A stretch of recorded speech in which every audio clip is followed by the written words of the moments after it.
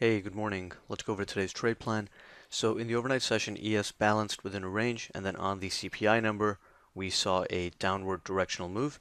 Heading into the open, we'll be using the 24 to 26 area as the micro bull bear zone, and holding below that area would confirm, at least in the short term, the sell side in control, and that could lead to a test of yesterday's low at 19.5 and the support at 16 to 18.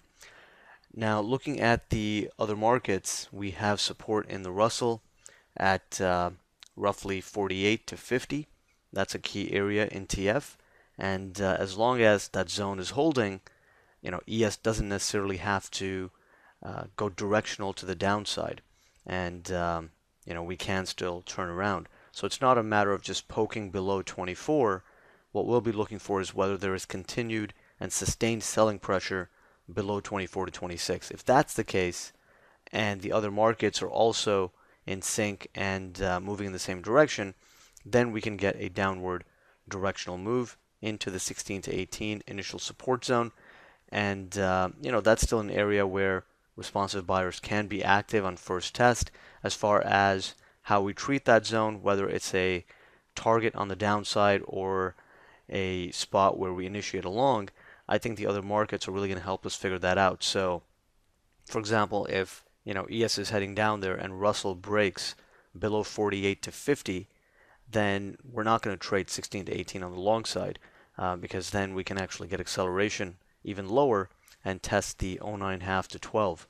And along with this, you'll also have to keep an eye on the relative volume to see if there's enough volume in the market to even support the idea of a directional move and a wide range day. And if the volume is still quite light, then we're not going to have that range potential to actually extend down into 09.5 to 12. On the upside, above 24 to 26, we have the previous close and VPOC at 28 and 28.75, and then the primary resistance zone at 30.75 to 32.75. Now, if the other markets are holding, ES is holding above the micro bull bear, there is still potential to extend the range higher and actually put in a breakout above 30.75 to 32.75. As far as how much higher we go from there, again, that's really going to depend on the type of volume we're seeing in the market. If we're going up on rising volume, then it would support the idea of a slightly extended range, and we could break out above the all-time high and make a new high. It's probably not going to be a significant high, but there's still potential to get up towards the 2138, 2140 area, and just keep in mind that above 34 there is no hard resistance, so it's really going to be dependent on the type of volume situation we're seeing on the day time frame, what kind of range we can expect, and it's better to be prudent on the upside and exit early rather than holding for a bigger target, because the other markets are still catching up to the S&P.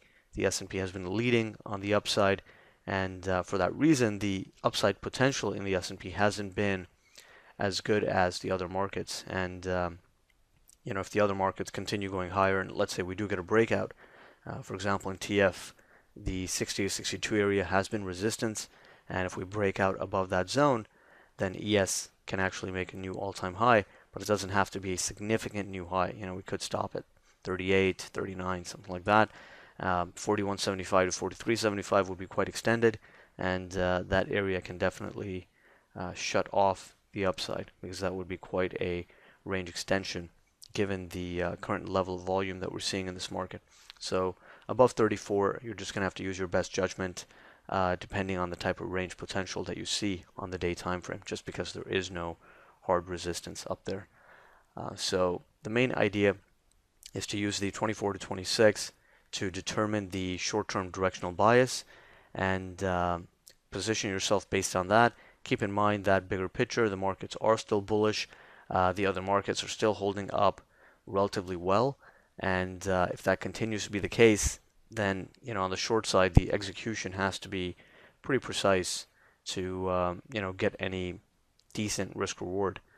Just because the market has been so bullish and so resilient, the short trades have been tougher, and for that reason, if you can't execute the short side correctly or at the right spot, then there's just not enough of a payoff to justify the risk. So, heading into the open, let's just keep an eye on this 24 to 26. Keep an eye on the other markets to see if they're, finding support and starting to turn around, or if there is some continuation happening in those markets. At the very minimum, if we're holding below 24, 26, we're going to be cautious on long setups and wait for a move down into the 16 to 18 before we even consider, going long, or if we see, a reversal take place in the other markets and the S&P in sync, then perhaps, we can use a real-time price structure and the 24 to 26 zone to initiate a long. But for now, this is a lighter volume market. We're heading into a holiday weekend, and for that reason, it just makes sense to be more conservative rather than getting too aggressive within a very range-bound market. So those are the main thoughts heading into the open. Let's keep an eye on 24 to 26. That'll help us establish the intraday bias, and we'll take it from there.